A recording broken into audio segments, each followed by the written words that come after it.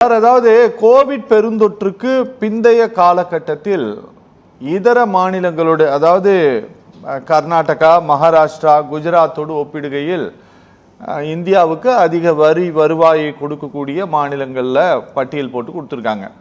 இந்த மாநிலங்களோடு ஒப்பிடுகையில் தமிழ்நாட்டு அரசு நிர்வாகத்தினுடைய செயல்பாடு பெரிய அளவில் சொல்லிக்கொள்வது போல இல்லை அப்படிங்கிறது ஒரு சார்ஜாக இதில் வைக்கப்பட்டிருக்கிறது சார்.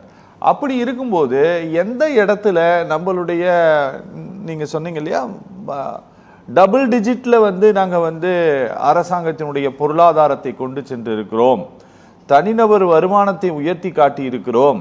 2019 19 லட்சம் கோடியாக இருந்த அரசினுடைய மொத்த உள்நாட்டு உற்பத்தி வருவாயை நாங்கள் 35 லட்சம் கோடியாக நாங்கள் மாற்றி இருக்கிறோம் இப்படின்ட்டு சொல்வதற்கும் டிஎம்கே சொல்வதற்கும் மாநில அரசினுடைய நிதி அமைச்சர் வைத்திருக்கக்கூடிய சார்ஜுக்கும் இடையில் என்ன வித்தியாசம் சார்? சார், நிதியமைச்சர் சொன்னதுக்கும் இப்போ ஒரு வாரத்துக்கு முன்னால டெல்லியில நித்தி ஆயோக் கூட்டம் நடந்தது. அதுல தமிழக முதல்வர் விஜய் கலந்துட்டார். அவர் பேசும்போது அங்க வச்சு என்ன பேசினாரு? தமிழ்நாடு எல்லா மாநிலங்கள்லயும் பொருளாதார வளர்ச்சியில 2வது இடத்துல இருக்கு. பெண்கள் வேலை வாய்ப்பை பொறுத்தவரையில 47% பெண்கள் உழைப்பில் ஈடுபட்டிருக்கிறார்கள். கல்வியில் நாங்கள் முதலிடம் பிடித்திருக்கிறோம். இதுக்கெல்லாம் நீங்க ஆதரவு கொடுத்து சப்போர்ட் பண்றதுக்கு பதிலாக பழி வாங்க கூடாது அப்படின்னு பேசினார். பத்திரிகையில வந்திருக்கக்கூடிய செய்தி. இப்ப இவரு சொல்லும் போது இவரு ஒப்பிடக்கூடிய விதமே தவறு சார். நீங்க ஒப்பிடும் போது குஜராத்தினுடைய மக்கள் தொகை வேற, நமக்கு மக்கள் தொகை வேற.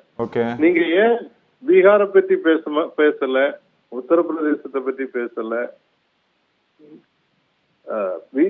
மத்திய பிரதேசத்தை பத்தி பேசாம ஏதோ செலக்டிவா ஒரு 3 ஸ்டேட்டை மட்டும் எடுத்து அதோட ஒரு கம்பேரிட்டிவ் அனாலிசிஸ் பண்ணிருக்கிறாங்க. 2வது, இந்த ஸ்டாட்டிஸ்டிக்ஸ் எல்லாம் கொடுக்கும்போது எல்லா டிபார்ட்மெண்ட்டையும் எடுத்துக்கிடல. நீங்க ஒரு அழகான விவாதத்தை முன்னால வச்சீங்க. ஒரு ஊழல்னு சொல்றோமே, அந்த ஊழலுக்கும் இந்த வருவாய்க்கும் என்ன சம்பந்தம் அப்படின்னு பாத்தீங்கன்னு சொன்னா, நான் ஒரு ஸ்பெசிபிக்கா உதாரணத்தோட சொல்றேன். பதிவுத்துறையில ஊழல் இருக்கு. ஆனா பதிவுத்துறையில நாங்க அதிகாரிகள் சங்கம் சார்பாக ஒரு 1800 வீடு கட்டணும் சார். அதுக்கு ரெஜிஸ்ட்ரேஷனுக்கு போன போது ஸ்டாம்ப் டியூட்டியை எங்கேயும் குறைக்கல, அதே ஸ்டாம்ப் டியூட்டியை தான் கொடுத்தோம். ஆனா அதையும் மீறி அங்க இருக்கக்கூடியவங்க ஒரு ரெஜிஸ்ட்ரேஷனுக்கு இவ்வளவு ரூபா தாங்க அப்படின்னு வாங்குறாங்க. அது ஒரு ஊழல் நடந்துகிட்டு இருக்கு. அதை மேல இருக்கிறவங்க கண்டுகிடலன்றது பாயிண்ட் அவுட் பண்றது நியாயம்.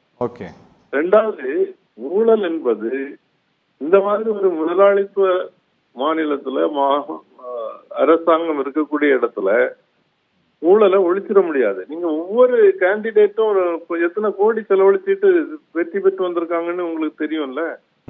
அமைச்சர்களாக இன்னைக்கு இருக்கிறவங்களும் சரி, எம்எல்ஏ இருக்கிறவங்களும் இந்த பணத்தை சேகரிக்கிறதுக்காக அவங்க கமிஷன் வாங்குவாங்க. அதிமுகவும் கமிஷன் வாங்கிட்டு இருந்தது, திமுகவும் கமிஷன் வாங்கிட்டு இருந்தது. இனி இருக்கக்கூடிய இவங்களும் கமிஷன் வாங்கத்தான் போறாங்க. அதுக்கும் இந்த நிதிநிலை அறிக்கைக்கும் சம்பந்தம் இல்லைன்றதான் நம்ம முன்னால வைக்கிறோம். சார், எனக்கு ஒரு விஷயம் சார், ஒருவேளை இந்த புதிதாக இங்க அமைந்திருக்கக்கூடிய அரசாங்கத்துக்கு பிரைபுக்கும் கரப்ஷனுக்குமே இந்த கவர்மெண்ட்டுக்கு வித்தியாசம் தெரியலையோன்னு கூட எனக்கு தோணுது சார்.